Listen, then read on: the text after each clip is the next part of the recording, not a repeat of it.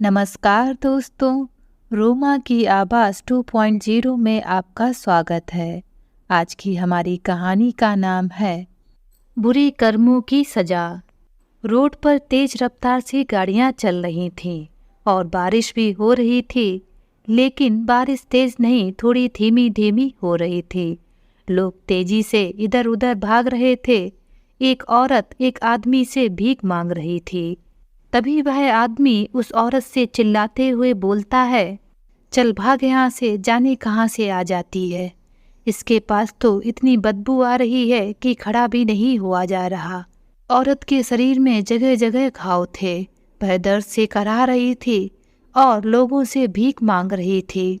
वह ढंग से बोल भी नहीं पा रही थी, लेकिन सभी लोग उससे दूर भाग रहे थे क्योंकि उसके पास से बदबू भी आ रही थी। कोई भी उसके पास खड़ा नहीं हो पाता था। कुछ लोग पैसे उसे दूर से फेंक कर दे रहे थे, तो कुछ ऐसे नाक बंद करके ही जा रहे थे। जमीन पर जैसे ही पैसे गिरते वह भागकर उन्हें उठा लेती। उसको देखकर ऐसा लग रहा था जैसे उसने खाना भी नहीं खाया हो। उस औरत की स्थिति बहुत ही दयनीय थी। उसको देखकर ऐसा लग रहा था भगवान ने ना जाने उससे कौन से जन्म का बदला लिया है। आखिर कौन थी ये औरत, आइए जानते हैं इस कहानी के माध्यम से। आप यहाँ पड़े पड़े आराम कर रहे हैं बाबूजी, और मम्मी जी कहाँ गई? काम चोरी की भी हद होती है। जब देखो हरामखोरी करते रहते हो आप लोग। जानवरों की जगह पर रहने वाले जानवर कहीं के, पता नहीं इतने बदबू और गंदगी वाली जगह पर कैसे रह लेते हैं ये दोनों घुसट बुढ़े बुढ़िया। इतना कहकर बड़बड़ाते हुए बहू मोहिनी वहाँ से तुरंत ही अपनी नाक दबाकर भाग खड़ी हुई। उसने अपने सास ससुर को वहाँ रखा ही इसलिए था कि 4 दिन के जीने वाले बुढ़े बुढ़िया 2 दिन में ही मर जाएं, क्योंकि वह अमीर बाप की बेटी अपने गरीब और लाचार सास ससुर को बिल्कुल भी पसंद नहीं करती थी। इसलिए उसने उनको रहने की जगह ही अलग करवा दी थी। बहू मोहिनी का ऐसा रवैया रामनाथ जी को बिल्कुल भी अच्छा नहीं लगा। अपने मन ही मन में सोचने लगे, वाह रे वाह, क्या जमाना आ गया है। बहू ने हमें खुद ही यहाँ जानवरों की झोपड़ी में लाकर पटक दिया है और कह रही है इतनी गंदगी में कैसे रह लेते हो, जैसे यहाँ रहने में हमें मज़ा आ रहा हो। हम भी तो चाहते हैं साफ सुथरी जगह में रहना, लेकिन इस डायन ने तो खून पसीने की कमाई से बनाए घर पर ही कब्जा कर लिया है और हमें ही आंखें दिखाती है। आज मोहिनी और संजीव की शादी को पूरे 6 साल हो चुके थे, लेकिन मोहिनी ने संजीव के माँ पिताजी के साथ सीधे मुंह बात तक नहीं की थी, क्योंकि उसे अपने पिता के धन का घमंड जो था कि उसके पिता बहुत बड़े नामी डॉक्टर हैं। इसलिए वह सारी दुनिया को अपने कदमों में झुका लेने की ताकत रखती है, लेकिन वह यह नहीं जानती कि इस दुनिया में मानवता नाम की भी कोई चीज़ होती है और उसी मानवता को ही सारी दुनिया सलाम करती है और उसी के सामने झुकती भी है। मोहिनी जैसी मॉडर्न लड़की जिसके पिता ने उसके साथ 4 नौकर भेजे थे, उसे क्या पता था मानवता और दुनियादारी क्या होती है। संजीव को मोहिनी ने एक रेस्टोरेंट में देखा था। जब संजीव रेस्टोरेंट में अपने बॉस के लड़के के साथ गया था, तभी मोहिनी की नज़र संजीव पर पड़ी थी। उसी दिन संजीव मोहिनी को बहुत ज़्यादा पसंद आया। संजीव की सादगी ही मोहिनी के दिल को अंदर तक छू गई। उसने अपने पापा से जिद की कि वह शादी करेगी तो सिर्फ संजीव से, वरना वह जिंदगी भर कुंवारी ही रहेगी। बेटी की ऐसी जिद सुनकर डॉक्टर वर्मा जी तो भौचक्के ही रह गए थे।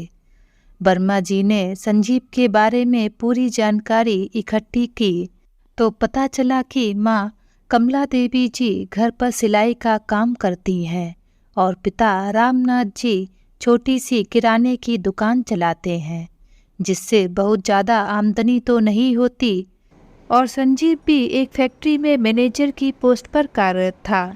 उसको भी अभी काम करते हुए ज़्यादा टाइम नहीं हुआ था। इसलिए कुल मिलाकर संजीव एक साधारण परिवार से ही है।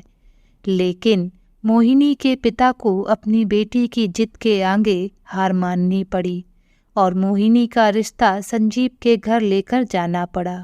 संजीव के पिता रामनाथ जी को संजीव के लिए मोहिनी का रिश्ता बिल्कुल भी पसंद नहीं था, क्योंकि उन्हें पहले से ये आभास हो रहा था कि एक अमीर पिता की बेटी, वह भी मॉडर्न जमाने की पढ़ी लिखी नकचड़ी किस्म की लड़की, संजीव के लिए सही नहीं है।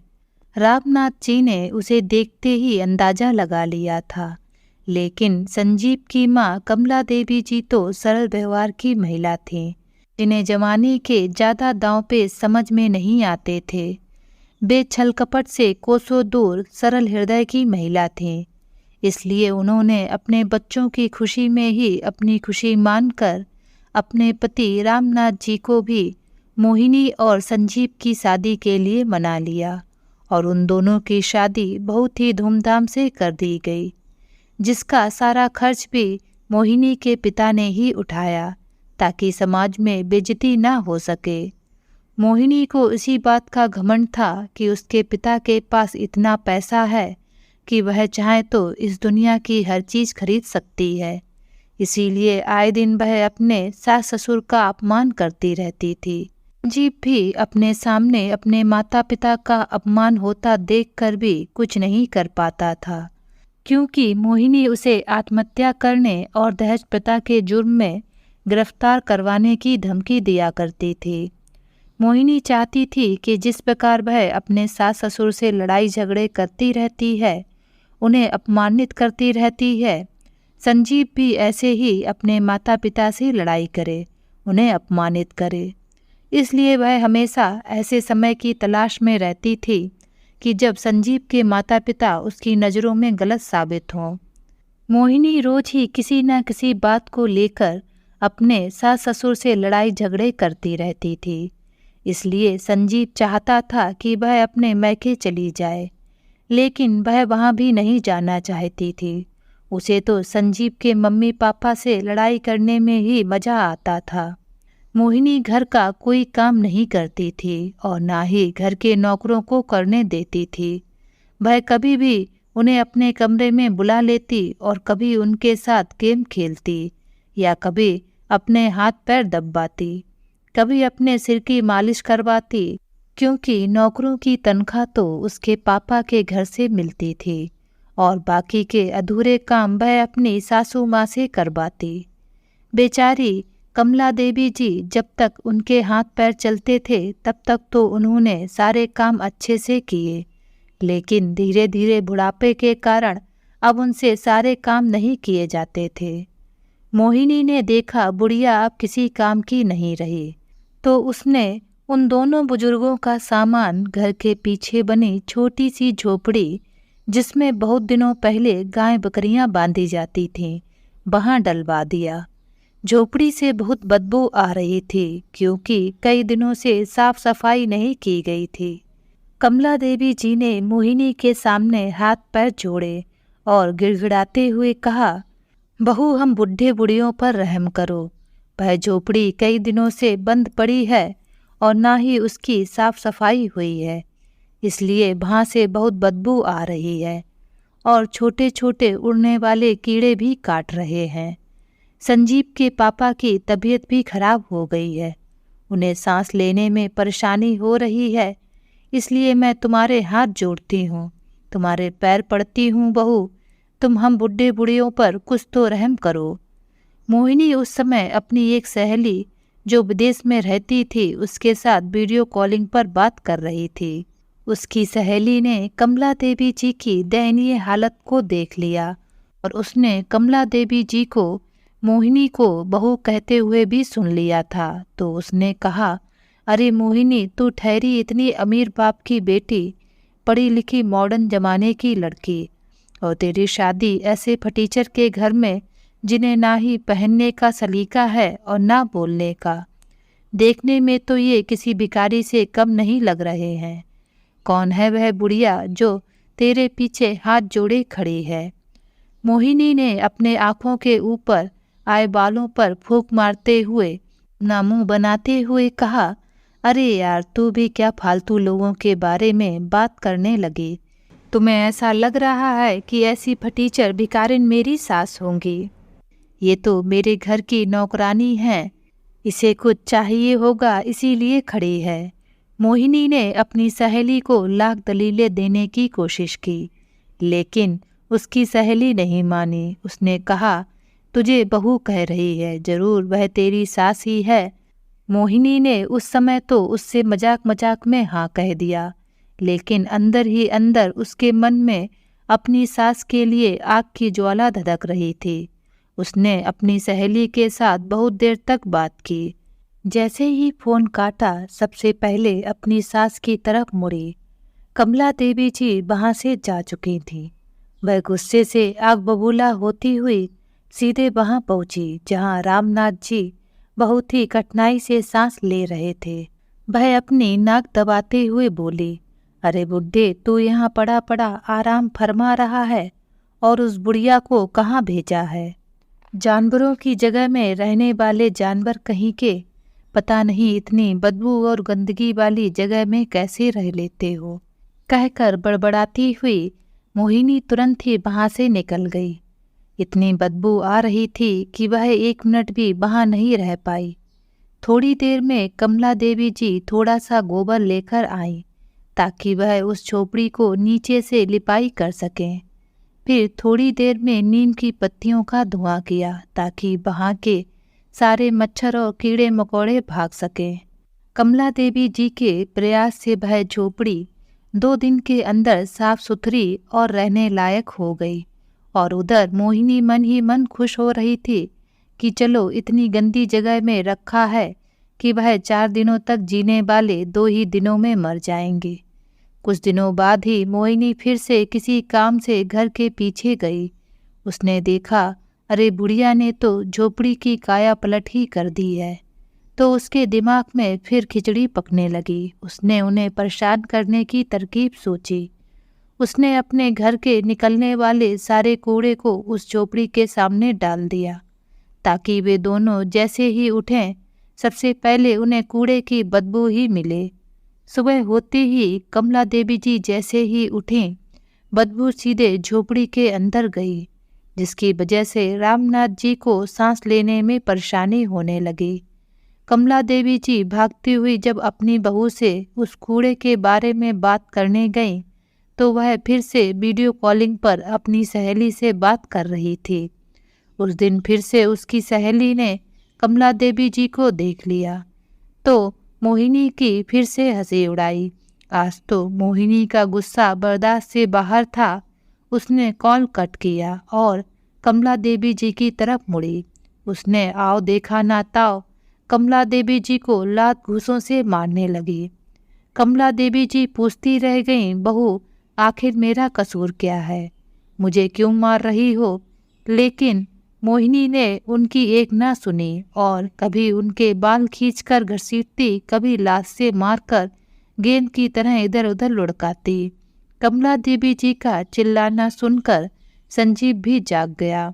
रामनाथ जी भी जाग गए थे, लेकिन दमा की बीमारी के कारण वे बहुत कमजोर हो गए थे, इसलिए बिस्तर से उठकर भी नहीं जा सकते थे।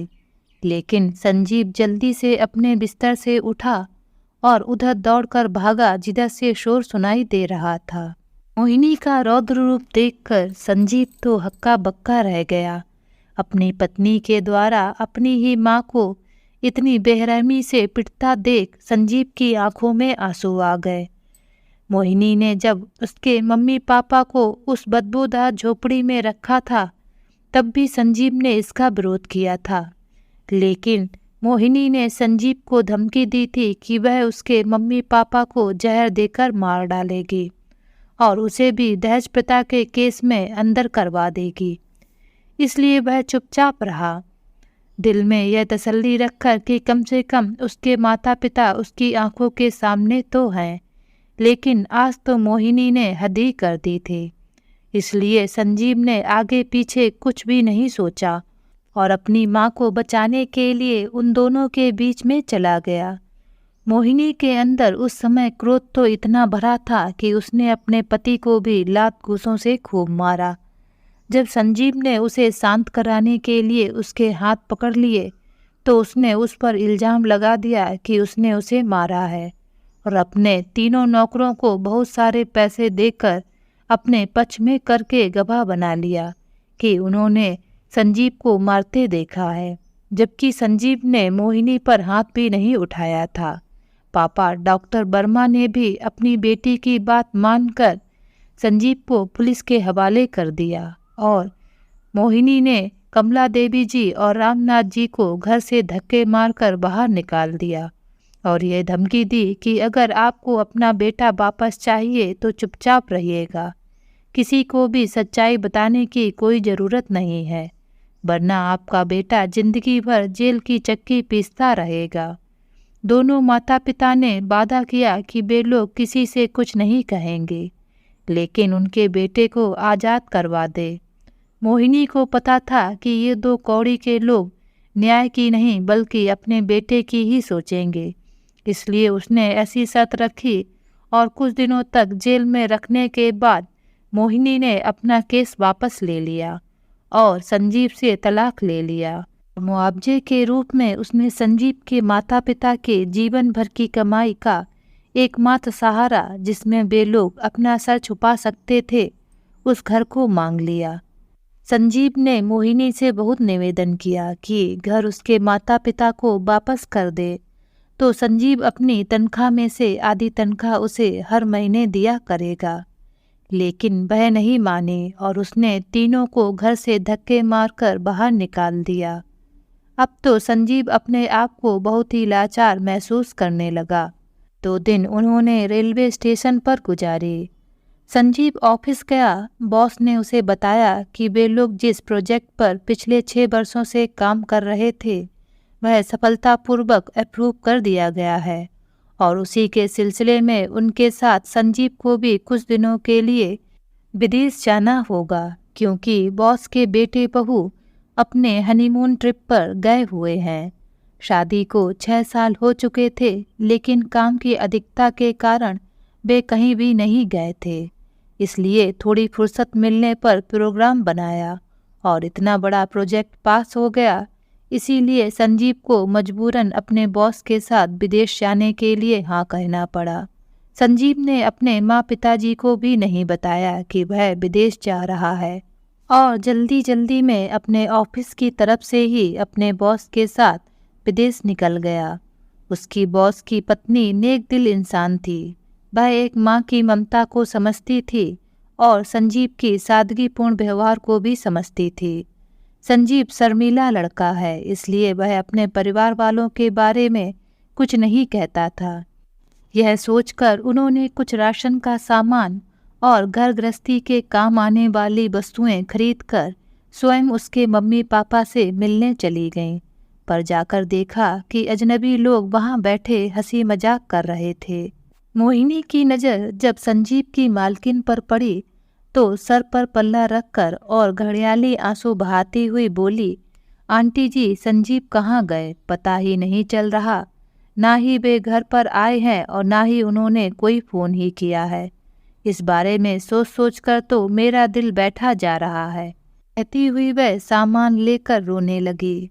मोहिनी को रोता देख उन्हें उस पर दया आ गई और उन्होंने उससे वादा किया कि उसके घर खर्च के लिए हर महीने राशन और पैसे भेज दिया करेगी, क्योंकि संजीव तो अभी कुछ दिनों के लिए विदेश में ही रहने वाला है।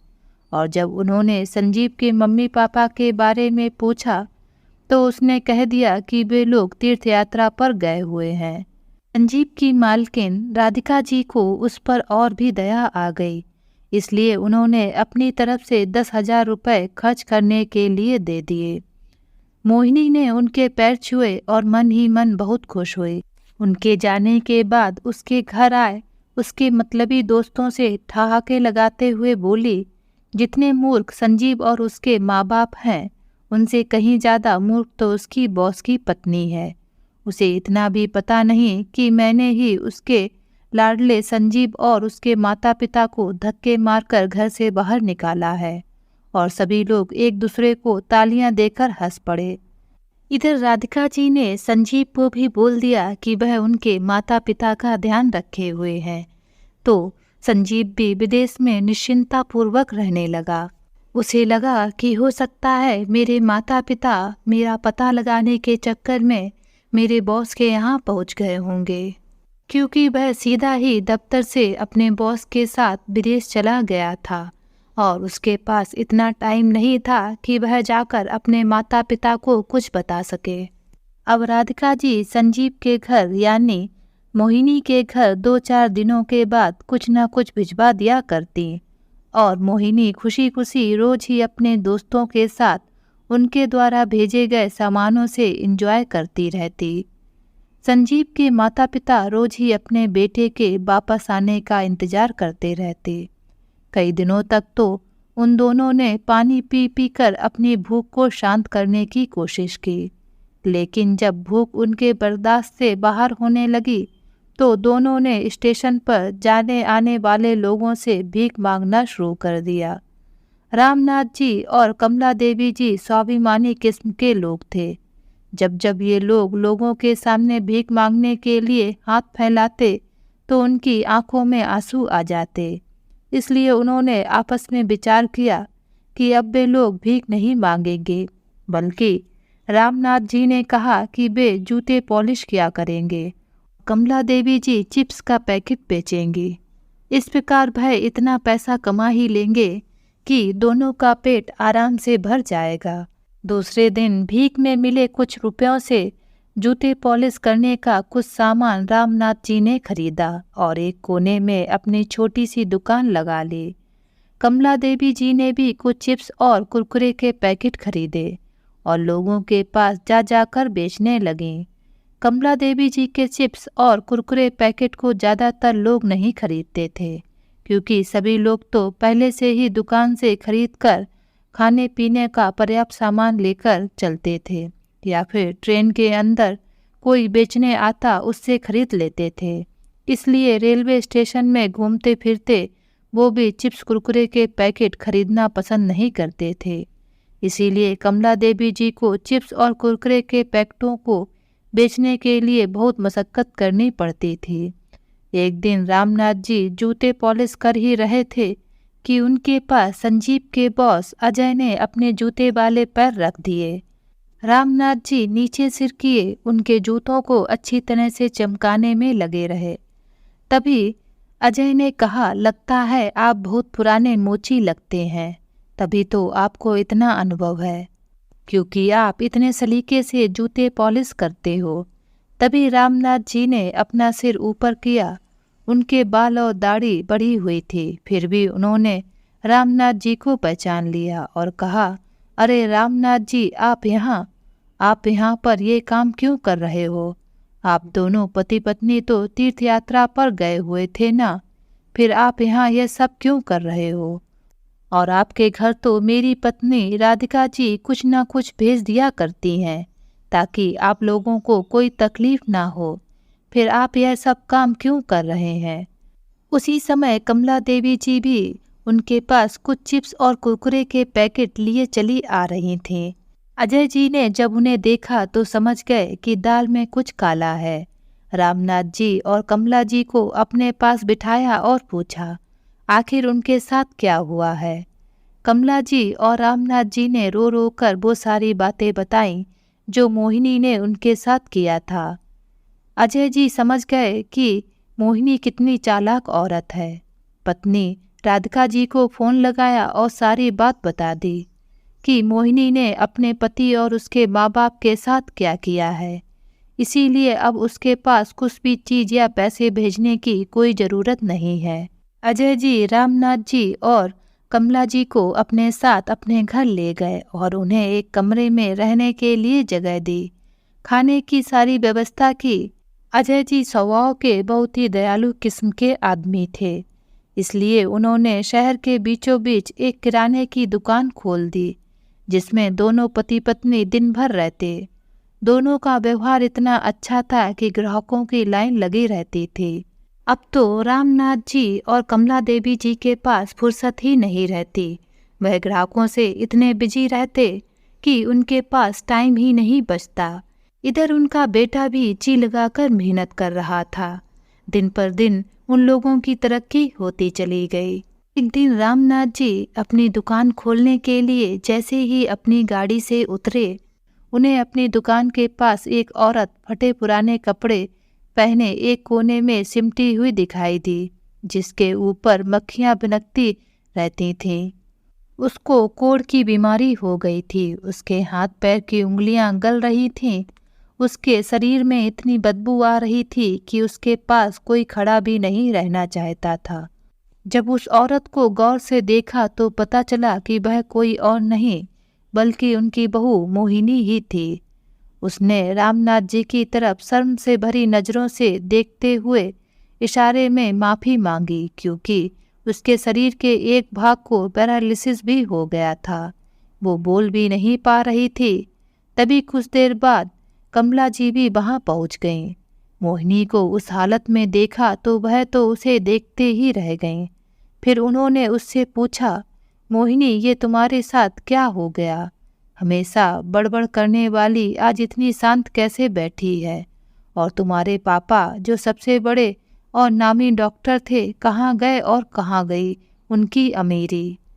तब मोहिनी ने उनसे भी इशारे से अपने दोनों हाथ जोड़कर माफ़ी मांगी। उसके पास एक डायरी मिली जिसमें उसके पापा का नंबर था। उस नंबर से उन्होंने फ़ोन लगाया तो वह फ़ोन उनके पड़ोसी का था। उन्होंने बताया कि मोहिनी के पापा लालच में आकर ज़्यादा पैसा कमाने के चक्कर में हार्ट और किडनी बेचने का धंधा करने लगे थे। बहुत से दुश्मन हो गए थे और एक दिन घर से कहीं जाने के लिए गए तो वापस नहीं आए। शायद लगता है किसी ने उन्हें बाहर ही मार डाला। मोहिनी ने जब से अपने पति और सास ससुर को उनके ही घर से निकाला था, तब से रोज ही अलग अलग लोगों के साथ जाकर पार्टियां करने लगी थी। जब तक उसके पास पैसे थे उसके ढेर सारे दोस्त थे, लेकिन उसके नसीब का ही दोष कहो, जब से उसे पैरालिसिस कोढ़ हुआ है तब से उसके दोस्त ना तो उसके पास आते हैं और ना ही उसकी खोज खबर लेते। अब तो वह दर दर की ठोकरें खाती फिरती है, क्योंकि अब उसके पास ना तो पापा की धन दौलत बची है ना ही ससुराल की। जो एकमात्र घर था उसे बेचकर खूब मज़े किए। अब जब दुख की घड़ी आई है तो उसका साथ देने के लिए कोई भी नहीं है। काश देवता समान सास ससुर के साथ ऐसा व्यवहार नहीं किया होता तो शायद आज उसे ये दिन ना देखने पड़ते। तब रामनाथ जी ने कहा, क्या किया था उसने अपने सास ससुर के साथ और उसको कैसे पता चला कि उसने क्या किया? उसने बताया कि मोहिनी इतनी बेहुदा लड़की है। उसी ने सभी को खुश होकर तालियां पीट पीट कर बताया था कि उसने अपने पति और सास ससुर को कैसे कैसे तड़पाया और खाली हाथ धक्के मारकर घर से बाहर निकाल दिया। तब रामनाथ जी ने बताया कि मैं मोहिनी का ससुर ही बोल रहा हूँ। मोहिनी मेरे दुकान के पास ही बैठी है। उसकी हालत इतनी खराब है कि पास जाने की इच्छा भी नहीं हो रही है। इसका कोई हमदर्द या रिश्तेदार हो तो प्लीज़ उन्हें बता दीजिएगा ताकि इसे यहाँ से लेकर चले जाएं, या फिर आप लेकर जाना चाहें तो लेकर जा सकते हैं। उन्होंने कहा, भाई साहब, हम ज़बरदस्ती क्यों मुसीबत मोल लेना चाहेंगे? जो जैसा करता है उसे तो वैसा ही भुगतना पड़ता है, इसलिए उसे भी भुगतने दो। हमें क्या उसके दुख से कहकर फ़ोन काट दिया। रामनाथ जी ने कमला जी को फ़ोन पर हुई सारी बातें बताईं। मोहिनी भी उन लोगों की बातें सुन रही थी। उसे आज समझ में आ रहा था कि जब तक उसके पास पैसे थे वही पड़ोसी उससे कितने अच्छे से बेटी बेटी कहते नहीं थकते थे, लेकिन आज मुसीबत की घड़ी में पहचानना भी भूल गए। कमला जी कोमल हृदय की महिला थीं। रामनाथ जी से कहा, देश में राजा महाराजा लोग युद्ध के समय में भले ही दुश्मनों से लड़ाई करते थे, लेकिन जब युद्ध समाप्त हो जाता था तब दुश्मन के घायल सिपाहियों को भी पानी पिलाया जाता था। ऐसे दयालु और धर्मपरायण देश में रहने वाले लोग हैं हम लोग। इसलिए इसने हमसे कितना भी बुरे बर्ताव किए हों, लेकिन यह अभी हमारी बहू है और दुखी है, इसलिए हमारा फर्ज बनता है इसे कोई अच्छे से हॉस्पिटल में ले जाकर इलाज करवाएं। रामनाथ जी गुस्से में बोले, कमला जी, इसने तुम्हारे साथ क्या क्या किया था सब भूल गए क्या? और तुम इसे हॉस्पिटल लेकर जाना चाहती हो? नहीं, हम इसे कहीं लेकर नहीं जाएंगे। हम क्यों लेकर जाएंगे कहीं भी? कमला जी बोली, अजी अगर हम भी इसी तरह करने लगेंगे तो इसमें और हमारे में क्या अंतर रह जाएगा? फिर रामनाथ जी से एम्बुलेंस को फ़ोन कराने के लिए कहा। रामनाथ जी ने एम्बुलेंस को फ़ोन किया और मोहिनी को उसमें बिठाकर हॉस्पिटल लेकर गए।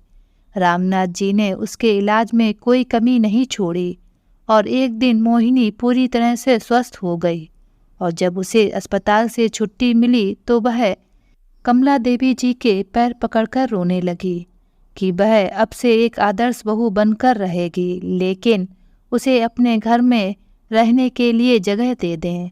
कमला देवी जी ने कहा, देखो मोहिनी, मैंने तुम्हारा इलाज करवा दिया है और तुमने हमारे बेटे को तलाक भी दे दिया है। इस लिहाज से ना ही तुम मेरे बेटे की पत्नी हो, ना ही हमारी बहू। इसलिए बेहतर होगा अपनी पढ़ाई लिखाई का इस्तेमाल करो और कहीं अच्छा सा काम ढूंढकर जीवन जियो। मोहिनी ने संजीव से भी माफ़ी मांगकर एक मौका देने की विनती की, लेकिन संजीव ने भी कह दिया, मोहिनी, कुत्ते की पूंछ को नली में डालने पर भी वह सीधी नहीं होती। जैसे ही निकालो वह फिर से टेढ़ी हो जाती है। ठीक उसी तरह कुछ लोगों की फितरत भी ऐसी होती है। थोड़ी देर किसी की बातों के दबाव में आकर तो ठीक से व्यवहार करते हैं, परंतु जैसे ही मौका मिल जाता है रंग दिखाना नहीं छोड़ते। इसीलिए तुम्हारे ऊपर अब भरोसा नहीं।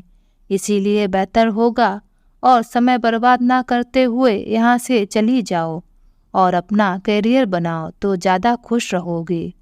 मोहिनी जब सब तरफ से हार गई तो अपना सा मुँह लेकर वहाँ से चली गई और जीवन भर पछताती रही कि काश वह समय रहते पहले ही सुधर जाती तो यह दिन नहीं देखने पड़ते। तो दोस्तों, आज की ये कहानी आप सभी लोगों को कैसी लगी नीचे कमेंट बॉक्स में लिखकर हमें ज़रूर बताएं। अगर ये कहानी आप सभी लोगों को अच्छी लगे तो प्लीज़ इस वीडियो को लाइक और शेयर ज़रूर करें और मेरे चैनल को सब्सक्राइब करना ना भूलें। तो फिर मिलते हैं एक नई कहानी के साथ।